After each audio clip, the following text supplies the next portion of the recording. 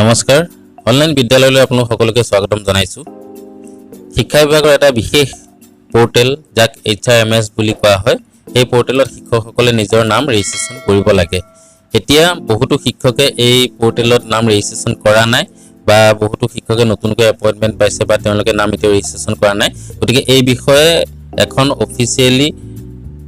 নিৰ্দেশনা প্ৰকাশ কৰিছে আৰু যিসকল শিক্ষকে এতিয়াও নাম ৰেজিষ্ট্ৰেচন কৰা নাই তেওঁলোকৰ নাম অনতিপলমে ৰেজিষ্ট্ৰেচন কৰিবৰ বাবে এই নিৰ্দেশনাখন জাৰি কৰিছে এতিয়া আহকচোন আমি এই নিৰ্দেশনাখন এবাৰ পঢ়ি চাওঁ এতিয়া চাওক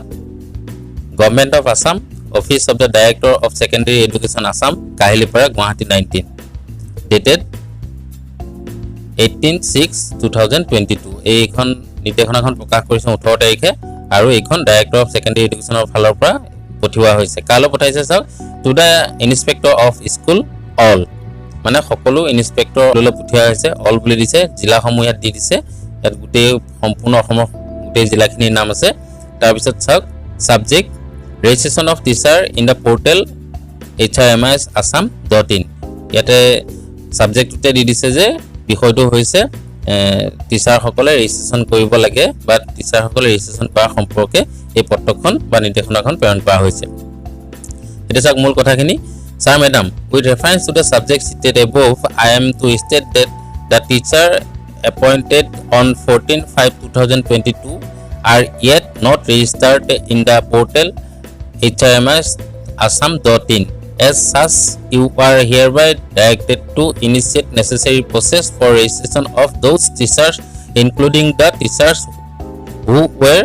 who have yet not registered himself or herself in the said portal. ইয়াতে লিখি দিছে যে বিশেষকৈ 14 মে যিসকল শিক্ষকক এপইন্টমেন্ট দিয়া হৈছিল সেই সকল শিক্ষকে এতিয়াও Hrms-ত নিজৰ নাম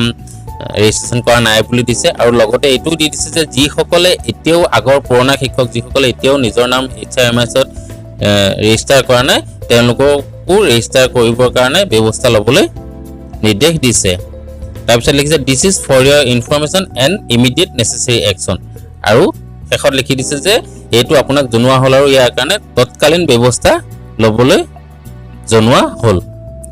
ইয়াৰ faithfully director secondary education Assam Kahilipara Guwahati 19 এটা কথাটোৰ পৰা আমি গম পাইছো যে যিসকলে বিশেষকৈ 14/5/2022 তাৰিখে গুৱাহাটীৰ এপইন্টমেন্ট লাভ কৰিছিল সেই শিক্ষকসকলে এতিয়াও Hrms-ত নিজৰ নাম অন্তৰ্ভুক্ত কৰা নাই গতিকে অনতিপলমে তেওঁলোকক নাম অন্তৰ্ভুক্ত কৰিবলৈ জনাইছে আৰু লগতে যিসকল পুৰণা শিক্ষকে এতিয়াও Hrms-ত নিজৰ নাম নভৰালো হ'ব বুলি ভাবি নভৰুৱাকৈ আছে বা Hrms-টো অকল মিউচুৱেল পাৰপজ বুলি ভাবি আছে সেই সকলকো জনোৱা হৈছে যে Hrms-ত সকলো শিক্ষকে নিজৰ নাম অন্তৰ্ভুক্ত কৰিব লাগিব গতিকে আজি ভিডিওটো ইমানে ভিডিওটো যদি ভাল লাগিছে তেতিয়াহলে লাইক কৰিব কমেন্ট কৰিব আৰু শেয়াৰ কৰিব আজিলৈ আহো ধন্যবাদ